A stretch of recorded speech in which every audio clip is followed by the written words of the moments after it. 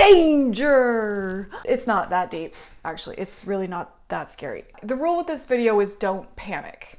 It's YouTube. You have to sensationalize to a certain degree. Hello, my little Grinches. Welcome back to the merriest place on the internet. Let's talk about the hidden dangers of a Christmas tree. Listen, some of the dangers are not that hidden. Like, we all know that dried out live trees are fire hazard. We're gonna talk about kind of the things that we don't really think about and the things we are thinking about that we don't really have to think about, as well as your pets, because their bodies are different than our bodies. I don't know if you know that. And we're gonna get to that as well. The first thing I want to talk about are toxins in artificial Christmas trees. We get a lot of talk with that in like wellness communities, clean, non-toxic stuff, which is a lot of times junk science. But in this case, it's not entirely junk science and nonsense. You can see the green on that tree and I don't like it. This green coming off the back of the top of that tree, crap.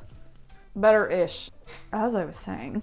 Yes, artificial trees made out of PVC plastic. I don't know what that stands for. I did know, I don't know now because it was too long of a word to stay in my brain. I believe in lower quality or older trees, lead is also used as a stabilizer or something. And yes, they can be toxic and not good for you, which is where I come in to tell you here, please don't eat your Christmas tree.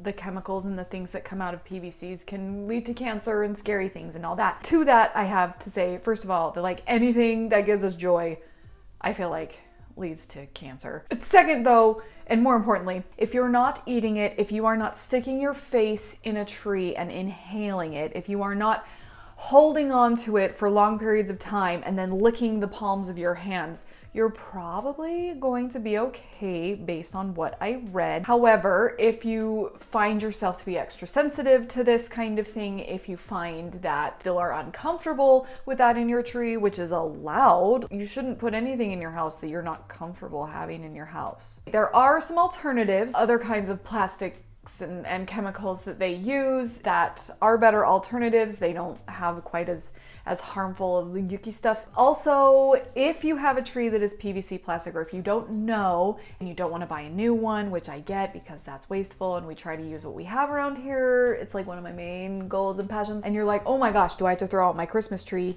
No, you don't. Take your tree and air it out outside before you decorate it. Set it up outside and just let it sit there for a little bit, let it air out, let it get a little life, and let it leach off the stuff that's been sitting on it. Your tree will appreciate it, and your body will appreciate the off-gassing out there and not in your house. And also, you can wear gloves when you're decorating your tree. I wear gloves when I floof and light my tree anyway, just because tree bristles, plastic or real, are very abrasive on skin, and my skin just really doesn't appreciate it at all. Just wear a pair of gardening gloves. You don't need like fancy tree gloves. You don't need anything. I just use gardening gloves.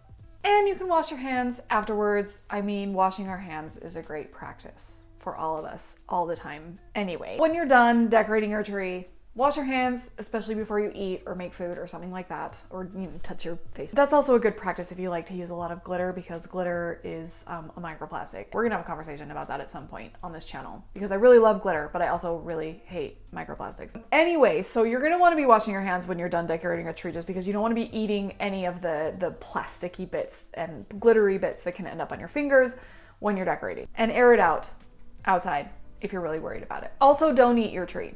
I love that we know that now. So where we shouldn't eat our tree, neither should our pets. Any kind of tree needle bristle, real or artificial, can cause some stomach upset for your pets. Real trees are also toxic to pets. The oils in pine and fir and those evergreen trees can also cause stomach upset. Just the oils from the trees are not good for their bellies. They're not great for our bellies either. They can also be abrasive and hurt the insides of their mouths.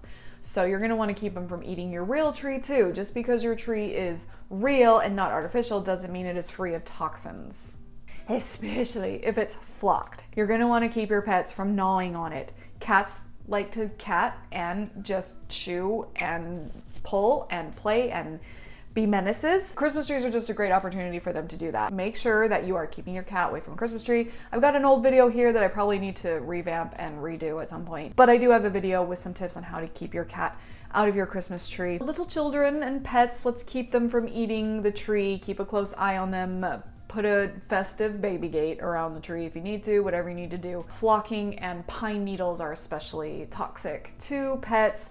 They would have to eat a lot of it for it to really cause problem, but it can cause some stomach upset, and you don't want to be cleaning up dog and cat barf all season long. Just because your tree is real and not artificial doesn't mean it is non-toxic for your pets. Also doesn't mean it's non-toxic for you, which is where I want to start diving into real trees and some hazards that may be there. Trees that are not grown on an organic Christmas tree farm are usually fertilized and have been exposed to pesticides. Just because your tree is real and natural doesn't mean it is toxin free. Again, don't eat your tree. So we know that we need to keep our real trees nice and moist. I know people hate that word.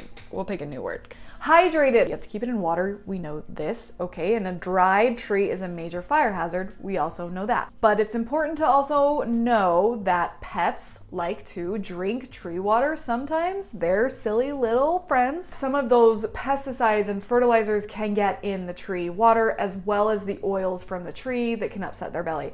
So you're really gonna wanna keep your pets out of your tree water, not just so that the tree doesn't dry out, but also for their own health, because there's things in the water that you're not going to want them ingesting. Don't drink the tree water, don't eat the tree. I could have made this a YouTube short, but I hate YouTube shorts, so I won't.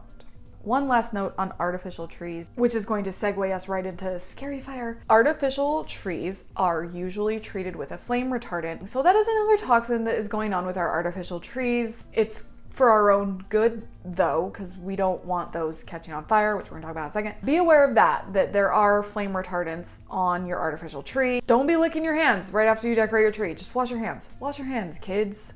Okay? If you take anything away from this video, it should be don't eat your tree and wash your hands. Life advice from me to you. Let's talk about the all scary fire. Trees are a fire hazard, artificial or natural, real tree, anything in your house that can catch on fire is a fire hazard. Science. A real tree that is dried out is going to be a little more of a fire hazard than an artificial tree or a tree that is, well, hydrated. But I do want to say that no Christmas tree is the cause of a fire, meaning they do not spontaneously combust. Fires are started on a Christmas tree usually by overheated lights or from a light that is broken and it's an electrical situation. Trees themselves don't catch on fire, we know that. Maybe you didn't know that and now you do. I'm basically the Bill Nye the Science Guy of Christmas trees.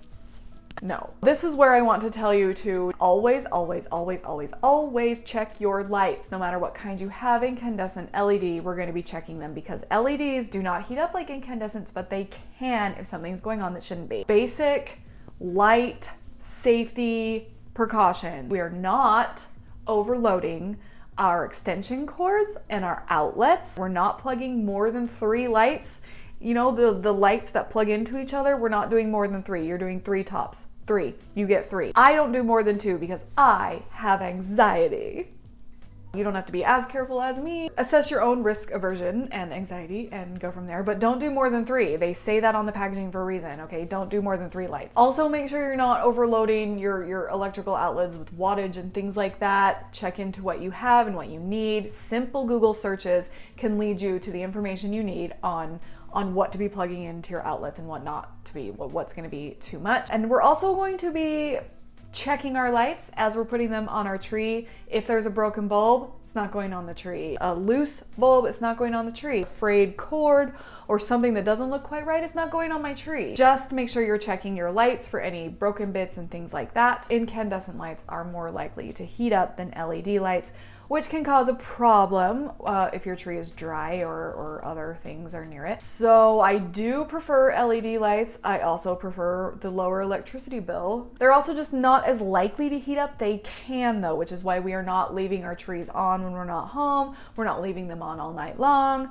that kind of thing. We are being responsible with our tree lighting so that if there is overheating, we are there to know about it. It's not happening where it can get out of hand and cause a scary situation for anyone. Also, make sure you're not stringing lights through windows, you're not stringing lights through doors so that they can get stepped on or broken or anything like that. And also make sure that you are using indoor lights, indoor and outdoor lights, outdoor. Indoor lights are not made to go outside, so please check your light, your packaging. If it does not say outdoor, do not put it outdoors. That's not a tree thing, that's just a PSA from me to you because I love you and I don't want bad things to happen to you. These light safety precautions apply to artificial trees as much as they do real trees. Like I said, a quick Google search can get you the information you need on light safety and electrical safety. All right, we're not panicking, right? No one's panicking, correct? Yes, your tree can be a fire hazard. Yes, it can have toxins. Yes, it can be poisonous for your pet. But if you don't eat your tree, and if you wash your hands, and as long as you are following basic best practices for tree light safety, you should be perfectly fine. Our trees are not super dangerous. They're not out to kill us. As long as we are just doing the baseline, low level, low hanging fruit of responsible things,